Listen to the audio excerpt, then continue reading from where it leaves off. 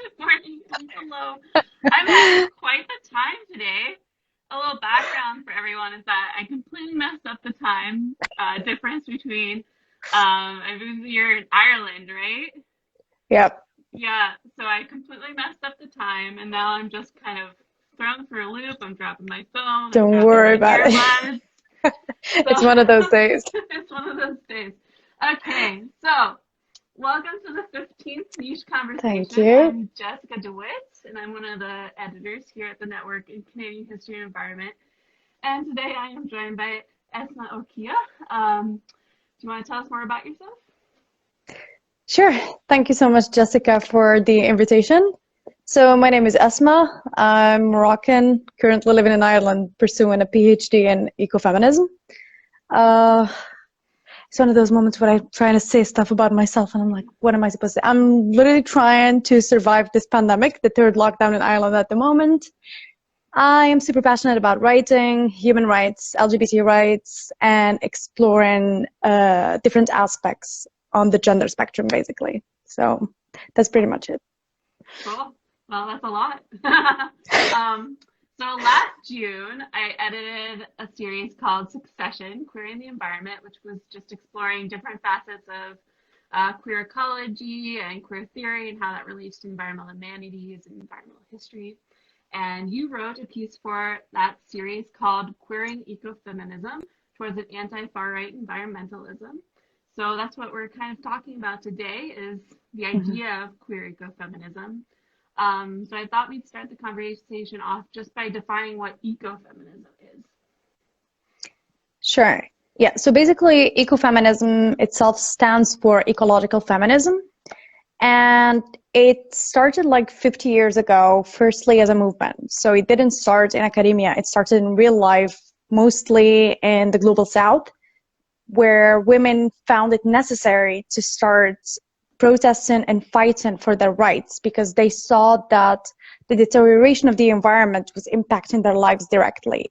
So a couple of examples would be the ones that I mentioned in an article that I wrote before, like the Chipko Andolan movement in India, where women basically realized that they had more scarcity of food, there was more like deforestation affecting them or less access to water, etc. And then, of course, I would say that the decade of the 70s was the decade where a lot of environmentalists started to write more, publish more, and that's the decade where I would say that was the genesis of environmental humanities. So a lot of people started to incorporate gender because they realized that there is a connection between the oppression of women and the oppression of the environment. Mm-hmm. So at the beginning, it started like that in academia as an essentialized way of ecofeminism. So they were basically saying, oh, it's because women are this and this and this. Women are nurturing, they're passive, they have the ability to reproduce, and so on and so on. And nature is the same thing. So nature is the one that feeds us, protects us, nurtures us, etc., etc. So it's because they're so similar. That's why they're both oppressed by the same patriarchal system. So then afterwards, some other environmentalists stepped in and said, no, it shouldn't be like that because although maybe the intention is right, not all women fit into the box of this and that and that. So then the whole way of de-essentializing ecofeminism began. Cool. So obviously, queer ecofeminism is part of this decentralizing.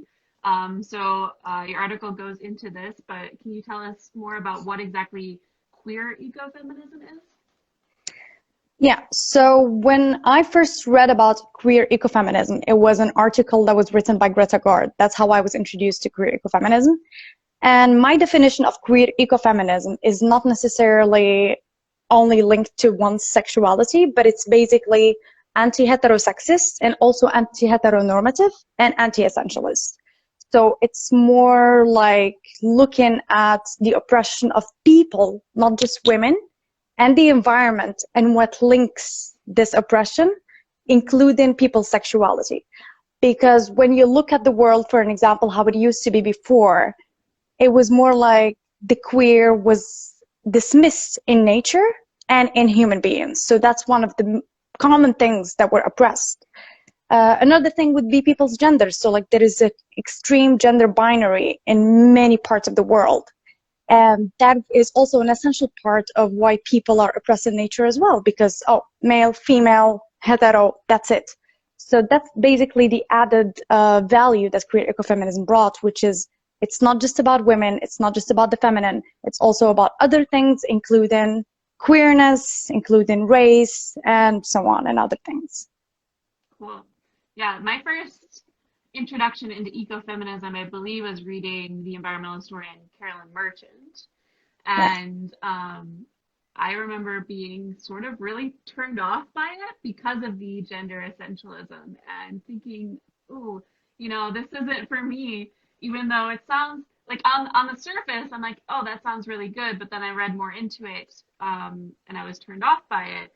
So this idea of queer feminism that you're putting forth and that you wrote about in your article really excited me because it was like, oh, I can get behind this. This makes sense to me. This is exciting. Like this is a really cool way of looking at ecofeminism and thinking about our relationship to the environment and broader systems of oppression and natural resource use, and etc.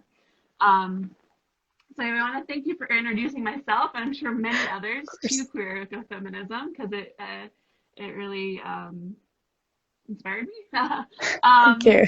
So so I want to wrap up our conversation today by just kind of like talking about how you view queer ecofeminism as helping us to kind of understand current political situations and also helping us to kind of work towards that future that we want, that better future, that more equitable future. So in the article that I wrote, I linked queer ecofeminism as a response to like the rise of the far-right movements all around Europe and other parts of the world. And my personal view of it, which is, I'm going to speak in a way that I'm not going to be able to write academically. It's basically coming personally from a country where sexuality is censored, even like premarital sex, for an example, is also punishable by law. So when I think about these things, I think about one thing. If you allow people to have the freedom and the well-being to be who they are and to exercise their rights as independent bodies and to do whatever they want with their bodies, that level of well-being will enable them to take a step forward to realize what their rights are, to think about, I don't know, where the taxpayer money goes, where are the shares of resources, and so on and so on. But like when you exercise a hegemonic system on like millions of people, and their main concern becomes their safety because one of their basic biological needs are not met, like mating with whoever they want, or I don't know, using their bodies the way they want to, they're not going to be able to like think of what that government is taking away from them or is not offering them. So basically their main concern constantly, like the example that I gave in Iran, became you guys start watching each other, you start punishing each other. Men, you have to control the women. Women, you have to punish other women, and so on. The heteros, you have to punish the homosexuals. So I believe that queer ecofeminism is needed much more in politics, because if you start thinking outside the box, why are right-wing politicians so obsessed with nativism, ethno-nationalism, heterosexism, and so on? Like that's not a coincidence. Like in many sides of the world, one has to like think twice, basically. Yeah. I hope I answered your question. Yeah, no, that's great.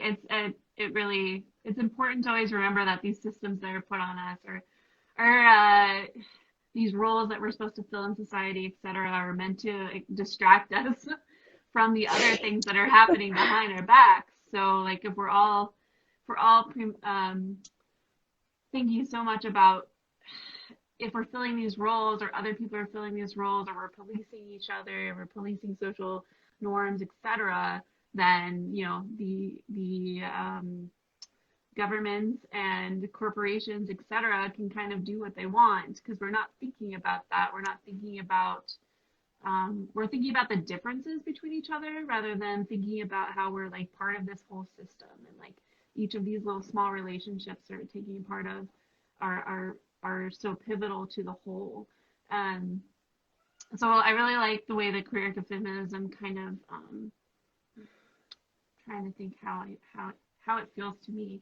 it feels like an overarching idea that kind of really nurtures the individual while creating community. Does that make sense to you? That's how it feels to It, me. yeah, it's exactly about that part of creating community because, like you mentioned earlier, people are more concerned about policing each other. But that's because there is a hierarchical system and people are just busy trying to climb it. So, like, the higher you are would mean that you're light-skinned, hetero, male, or with more masculine traits or more oppressive traits. So people are trying to climb it. So even like the most conservative woman would try to be a policing one compared to one that's more liberal or more empathetic and so on. So queer ecofeminism is more about that. It's more like trying to allow people to be different and celebrate that difference instead of policing it. Mm-hmm. Well, I think that's a really beautiful idea and a really great place to end. I want to thank you for taking the time to Thank join us you. and really walk through these different concepts and how they relate to our current situation. It's really useful. I know your article is still getting a lot of attention I on know our this. website. It's always up there in the stats every day. So that's a really cool. It's always neat to see when certain topics really resonate with people and resonate over a long time. Like people are searching what ecofeminism is, what queer ecofeminism is, and they're finding your article, and that's really important. And Yeah, I think it speaks to the value of writing for public platforms where our sure. ideas and our scholarship can reach that broad level. So thank you for joining me. Thank you for writing it, and thank Thank you you. for being an amazing scholar and activist. Thanks so much, Jessica. Thank And have a you. lovely week. You too. Bye.